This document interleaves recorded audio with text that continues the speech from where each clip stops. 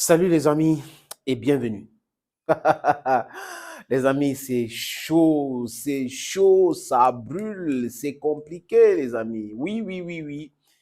Les hélicoptères Ka-52, oh Seigneur, Ka-52, ces hélicoptères sont en train de faire mal avec les images maintenant à l'appui. Et nos amis sont obligés de les montrer parce que les comptes sur les réseaux sociaux sont en train de diffuser ces images-là. Même les blogueurs américains, britanniques diffusent toutes ces images-là. Que si c'était à l'époque, les gars devaient cacher ces images. Oui, on ne devait pas voir. Oui, mais aujourd'hui, malheureusement pour eux, ils ont créé les réseaux sociaux et les réseaux sociaux nous aident aujourd'hui à voir des voies de communication détournées. Oui, parce qu'ils ont créé peut-être pour mettre les gens en contact, mais ils ne savaient pas que les gens devaient utiliser ça comme moyen de s'informer. On s'informe maintenant sur les réseaux sociaux, on a les images brutes. Maintenant, le traitement peut être tout autre chose. Mais les images sont là, dont les faits sont là. Les amis, les Ka-52, c'est le cauchemar des Bradley, des HIMARS, des Abrahams, des Léopard 2. Et ces hélicoptères font rage en Ukraine. Oui. Ça a été créé en quelle année, les amis? En 2010. Donc, c'est hyper moderne. Et les Occidentaux ne savaient pas que les Russes avaient les hélicoptères qui détruisaient les chars. Et il parle de contre-offensive, grand contre-offensive. La guerre est là, les gens te tirent dessus, ça passe, ça vient. Après, il parle de... C'était un non-sens même de parler de grand contre-offensive parce qu'il voulait armer, donner les chars aux Ukrainiens pour percer les défenses russes en faisant la guerre psychologique. Oui, quand on va venir avec nos chars, on va faire ceci. Pendant ce temps, la Russie était en train de faire quoi? Étudier comment détruire ces chars-là, comment mettre à mal et en difficulté les Ukrainiennes et l'OTAN. Parce que la guerre en question, les amis, ce n'est pas une guerre Ukraine-Russie, c'est une guerre OTAN-Russie. L'Ukraine est utilisée comme un tremplin. Ouais, ils marchent sur l'Ukraine pour atteindre la Russie. Mais mal les a pris. Parce que Poutine avait préparé cette affaire depuis longtemps. Il avait préparé ça depuis longtemps. Depuis quand la Russie a demandé d'intégrer l'OTAN, ils ont refusé. La Russie a demandé d'intégrer l'Union européenne, ils ont refusé. Mais c'était les tests. Ils ont compris que non, ces gens-là, ils sont en train de préparer quelque chose contre nous. Parce que comment ils refusent? Ils disent que nous sommes en Europe, nous sommes les alliés naturels, mais ils refusent. Alors que c'est nous qui avons libéré, hein, l'Europe du nazisme. C'est la Russie qui a libéré. Les Américains sont venus bien après, les Canadiens bien après. La Normandie, c'est quand la guerre était déjà finie, les amis. Les Allemands avaient déjà plié tout bagage et ils étaient en train de courir. Et il restait seulement Berlin. OK, c'est l'histoire. Mais c'est très important de connaître l'histoire aussi, les amis.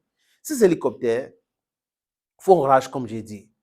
Ça crée une situation de panique. C'est vrai que c'est le cimetière des chars otaniennes en Ukraine aujourd'hui. Et qu'est-ce que le président Poutine a dit? Et le ministre de la Défense, il y a des primes vraiment pour ceux qui vont détruire les chars ukrainiens ou les chars otaniens. Et ces primes-là sont là, claires, et les gens sont contents. Les militaires sont contents.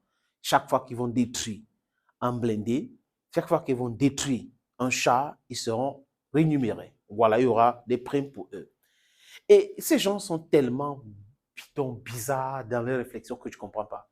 Au lieu de commencer aujourd'hui à penser, comment on fait pour négocier, pour régler le problème, ils sont en train de dire, Stoltenberg dit, oui, on a commencé la formation des pilotes ukrainiennes, ça va prendre 2 ans. Norvège et Pays-Bas, c'est ce que Stoltenberg a annoncé. Parce qu'ils sont mal, ça ne va pas bien. On va envoyer les F-16. Poutine a déjà dit à Saint-Pétersbourg que nous allons les brûler. Pierre Totoskoy a dit aussi qu'ils vont brûler. Il a même dit dans une vidéo qu'il était à l'intérieur d'un char allemand qu'on appelle le Léopard 2, que ce n'est même pas terrible. Et les experts sont d'accord en disant que les Russes vont seulement prendre pour prendre parce qu'il n'y a rien de nouveau, il n'y a pas de technologie nouvelle qu'ils vont exploiter. Ils ont toutes ces technologies-là, ils connaissent ces choses-là. En fait, c'est un trophée de guerre. Ils ont dit qu'ils vont placer les chars détruits en Ukraine devant l'ambassade de chaque pays. Vous comprenez? C'est de la moquerie pour vous dire vos armes invincibles, blindage, ceci, blindage, cela, on les brûle tous les jours. Est-ce qu'ils vont continuer comme ça? Voilà la question que je me pose. Pendant que d'autres personnes très sensés sont en train de penser à négocier, à arrêter la guerre. Ils sont en train de penser à autre chose. Et le monde est divisé comme jamais.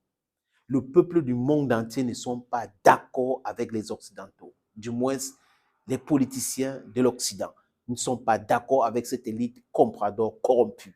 Oui, qui va imposer son desiderata partout dans le monde et avec la force. Non, la force de l'argument et non la force des armes. C'est ça qui peut amener la paix dans le monde. Oui, raisonner les gens et arrêter de montrer les muscles. Vous ne pouvez pas prétendre protéger vos intérêts avec les armes et vous demander aux autres personnes de ne pas protéger leurs intérêts avec les armes. Vous voyez que c'est ça qui fait en sorte que le monde est en train de basculer. Oui, les amis.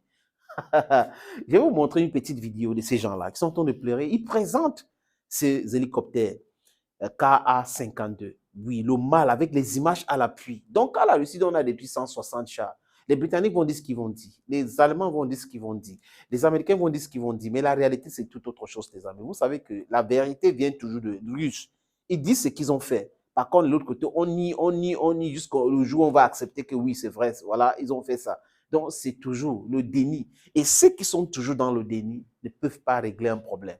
Le déni, ceux qui sont dans le, sont des gens, vraiment des personnes dangereuses. Parce que pour régler un problème, il faut l'acceptation de l'existence du problème. Vous ne pouvez pas régler un problème en niant l'existence du problème. C'est ce qu'ils sont en train de faire. Emma les a pris parce qu'ils sont en face d'un garçon. Ils sont en face d'un pays, plusieurs continents qu'on appelle la Russie aujourd'hui. Oui, oui, la Russie est grande, la Russie est vaste. Oui. Donc, ils ont devant eux ce pays-là, ce pays qui s'appelle la Russie, soutenu par d'autres pays dans le monde aujourd'hui. Il est temps de changer de paradigme. Quand Stoltenberg dit, le secrétaire général de l'OTAN, on est en train de former les pilotes ukrainiens en utilisation de F-16, ça va faire 2 ans. Donc, vous êtes prêts à faire 2 ans pour faire la guerre encore? Vous allez produire quoi? Et que les Russes vont commencer à détruire. Quand ils vont commencer à taper sur les F-16, vous allez faire quoi? Vous allez les garder chez vous à la maison. C'est ça, non? Oui, c'est ce qu'ils vont faire. Et le marché, ça sera un mauvais marché pour vous. Et les Sukhoi, en termes de technologie aujourd'hui, beaucoup de gens le disent, dépassent les F-16.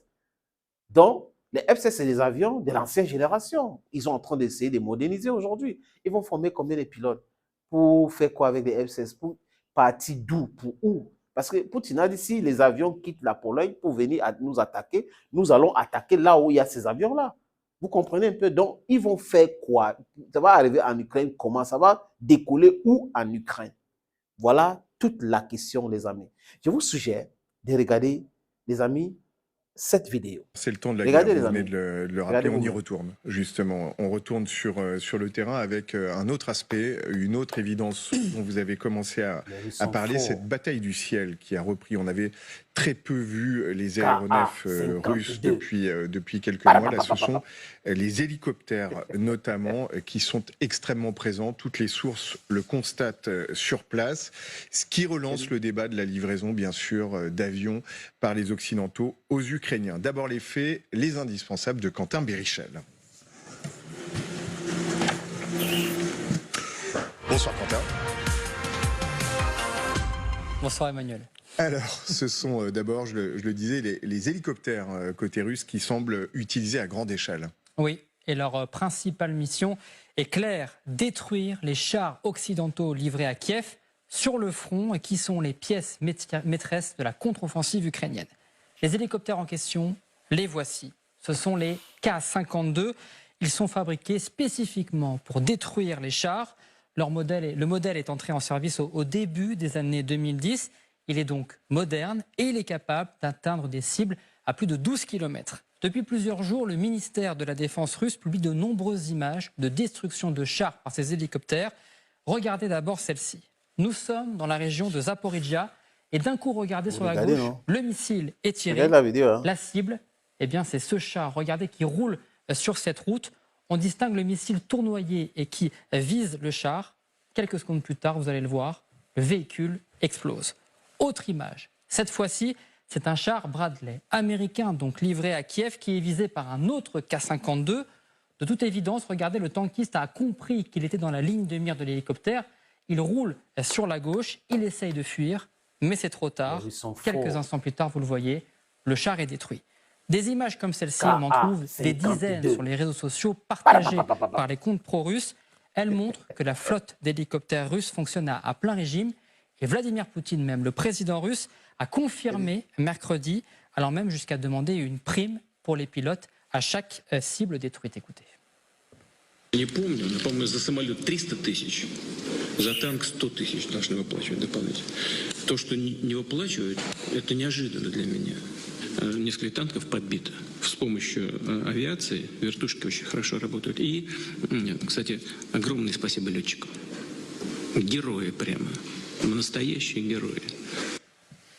On a donc des vidéos, une prise de parole du président russe, mais on ne connaît pas l'impact en perte humaine ou encore matérielle de ces hélicoptères sur le champ de bataille. Alors là, on parle des hélicoptères. Qu'en est-il des avions? Est-ce qu'ils sont également utilisés? En tout cas, selon les renseignements britanniques, oui, les avions de chasse russes sortent de nouveau dans le ciel ukrainien. Au cours des 2 dernières semaines, indique-t-il, il y a eu une augmentation des sorties aériennes de combat russes, en particulier au-dessus du sud de l'Ukraine, en réponse aux opérations offensives. Mais il précise que le nombre de sorties quotidiennes reste bien inférieur au pic des 300 missions quotidiennes au début de la guerre. Alors on sait que Moscou a perdu beaucoup d'avions depuis plus d'1 an, plus de 70 selon certaines sources occidentales. Mais de toute évidence, les fameux Sukhoi russes n'opèrent pas au-dessus de la ligne de front en appui des troupes au sol, donc comme le font les hélicoptères. Pour Xavier Titelman, ancien pilote militaire, la raison est simple. La défense antiaérienne ukrainienne est aujourd'hui devenue trop efficace. La grosse difficulté des avions, c'est leur altitude de vol. Plus vous volez haut, plus une défense aérienne ennemie va être capable de vous capter de loin. Et le problème, c'est évidemment que quand vous êtes à quelques centaines de mètres d'altitude, là où vous allez finalement être à l'altitude correcte pour larguer vos bombes, eh bien la défense aérienne ukrainienne va être capable de vous détruire. Et c'est la même chose pour les Ukrainiens qui ne peuvent pas appuyer leurs troupes au sol avec un appui rapproché, puisque la défense russe est présente de l'autre côté. Aujourd'hui, les Sukhoi russes se contentent juste donc de survoler leur territoire à très haute altitude pour éviter que des chasseurs ukrainiens se rapprochent. C'est pour cela qu'il n'existe presque aucune image de Sukhoi détruisant des chars ou des engins occidentaux. Mais de l'aveu de la vice-ministre ukrainienne de la Défense, Gana Mayar, cela est suffisant pour créer un avantage pour les Russes. Nos troupes se déplacent en faisant face à des combats extrêmement violents, indique-t-elle, et à la supériorité de l'ennemi en matière d'aviation et d'artillerie. C'est donc en quelque sorte à point nommé que l'OTAN annonce que la formation des pilotes ukrainiens a commencé pour les F-16. Oui, et c'est Jens Stoltenberg, le patron de l'Alliance transatlantique, qui l'a confirmé hier à Bruxelles. Et cet après-midi, il va plus loin. C'est au Danemark et aux Pays-Bas que ces formations vont commencer. Écoutez. It's really a demonstration of Danish and Dutch leadership, the initiative to establish this coalition of NATO allies that are going to provide training of pilots for the F-16s. Of course, the fact that allies now are starting training means also that we then will have the possibility on short notice also to make decisions of delivering planes. Exactly when that will happen depends, of course, a bit on how long time it will take to train. Alors, vous l'avez vu, Jens Stoltenberg ne donne pas de date précise. Il faudra plusieurs semaines, plusieurs mois avant de voir les premiers F-16 voler au-dessus de l'Ukraine. Pas avant septembre, selon les autorités ukrainiennes. Merci beaucoup. Vous avez vous-même, les amis, comment ces gens-ci sont embrouillés et présentent de façon maestrale les hélicoptères destructeurs des chars, le cauchemar des chars européens, américains, britanniques, otaniennes. Et après, on est en train de former les pilotes sur les F-16. Pour faire quoi? Le système de défense russe est plus sophistiqué que tous les autres systèmes. Donc, beaucoup de pays dans le monde veulent ce système-là. Oui. Et vous allez venir avec les F-16 faire quoi? Vous n'êtes pas en train de vous amuser avec un petit pays. Vous êtes en train de parler là de la Russie. Et ils ont promis. Et chaque fois que Vladimir Poutine dit des choses, il fait exactement ce qu'il a dit. Oui, venez avec les F-16. Ils sont dépassés par les événements. C'est un échec total, leur grand contre-offensif. Oui, c'est pour ça qu'ils commencent à dire non, on a utilisé 3 sur les 12 brigades et tout. On a maintenu les autres. Vous faites quoi? À homme égal, il n'y a pas match. Vous ne pouvez pas, si le Premier ministre hongrois a dit, que l'Ukraine, Kiev ne peut pas battre la Russie. En homme égal, il y a un déphasage, en matériel et en déphasage. Kiev compte sur la bonne volonté des pays européens et américains ou otaniens pour avoir les armes. Et vous pouvez faire la guerre comme ça. Il faut attendre que les gens viennent vous donner les armes. Vous faites la guerre, ça finit. Vous attendez encore qu'on vienne vous donner les armes. Non, pensez à autre chose, pensez à la paix. Parce que voilà le cauchemar qu'on vous a montré des chars otaniens envoyés en Ukraine.